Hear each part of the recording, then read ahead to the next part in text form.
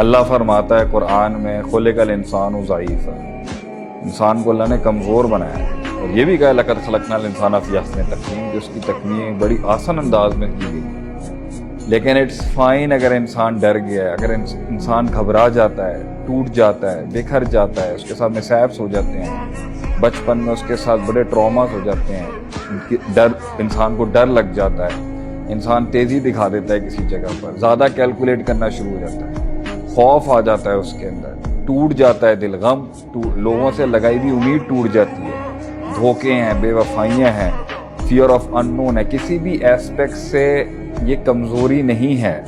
یہ نیچرل ہے۔ ہر انسان ڈر جاتا ہے، گھبرا جاتا ہے، اندر کسی چیز سے پریشان ہو جاتا ہے، سٹریس میں آ جاتا ہے، بوجھ میں آ جاتا ہے، پیئر پریشر آ جاتا ہے، لوگ کیا کہیں گے، لوگ کیا سمجھیں گے، میں اگر کچھ نہیں بن سکا تو کیا ہوگا، میں اپنے ماں باپ کو جواب دینے کے لیے کیا ہوں گا، میں کما کے نہیں لا سکا تو کیا ہوگا، اگر میں خوبصورت نہیں ہوں تو کیا ہوگا، میرے رنگ کے لحاظ سے میری باڈی شیمنگ ہوگی تو کیا ہوگا، اگر مجھے اولاد ہوئی نہ ہوئی تو کیا ہوگا،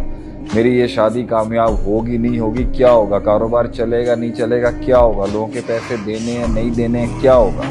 اٹس آل فائن، یہی زندگی ہے، اٹ ہیپنس، اور اس کے اندر ہر انسان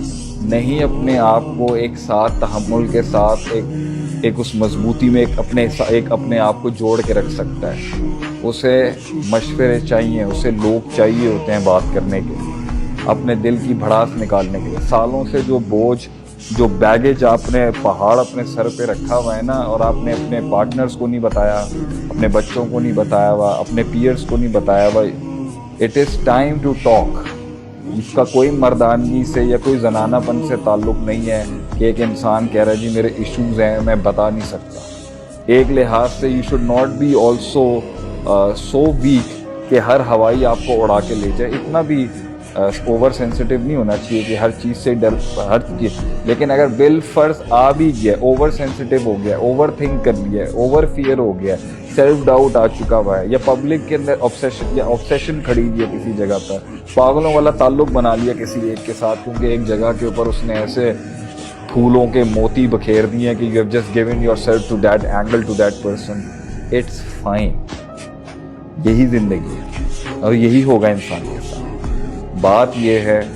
کتنا گر چکا ہے، کتنا بکھر چکا ہے، کتنے کنویں میں جا چکا ہے، کتنے اندھیروں میں بیٹھا ہے، it's fine, I have been there, I know what I am talking about. نکلنا تمہارا فیصلہ ہے، you have to decide to come out of it, it's your war. ہر آدمی کسی نہ کسی اینگل میں اپنے لائف میں ہراسڈ ہوا ہے، ٹھیک ہے، مولیسٹ ہوا ہے، اس کے ساتھ زیادتیاں ہوئی ہیں، مگر یہ اس کے کنٹرول میں نہیں ہے، یہ اس کائنات کے پیٹرنز کا ایک حصہ ہے کہ اس میں ایک شر ہے۔ بٹ اپنے لیے اس گن سے نکلنا، اس نفسیات سے نکلنا،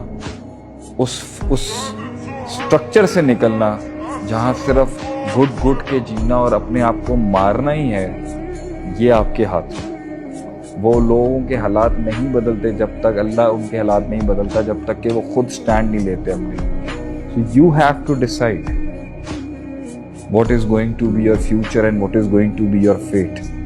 آپ چھوڑیں نہیں اس چیز کو کہ کوئی آ کے ہیلپ کر دے گا، نو، کوئی نہیں آئے گا۔ I am telling you from my heart, nobody is gonna come for you۔ کوئی NGO نہیں آئے گی بچانے کے لیے، کوئی لیکچرز نہیں آئے گا بچانے کے لیے۔ You have to start to talk to someone جو گزرا ہے اس چیز سے، ڈھونڈیں ایسے انسان اور قدر کریں ان لوگوں کی جو معاشرے کے اندر اپنی TRPs اور اپنی ایک 2 ٹکے کے فیم کی خاطر لوگوں کے سینٹیمنٹس کے اوپر نہیں کھیل رہے ہوتے، but who are trying to genuinely help the public to understand کہ مینٹل ہیلتھ کتنی بڑی چیز ہے، کہ اگر یہ کمپرومائز ہو کے پیسوں کے انبار اور ترقی کرنی ہے نا، اور دماغ ریلیکس نہیں ہے، تو بہتر ہے ہم سب سے وہ ایک انسان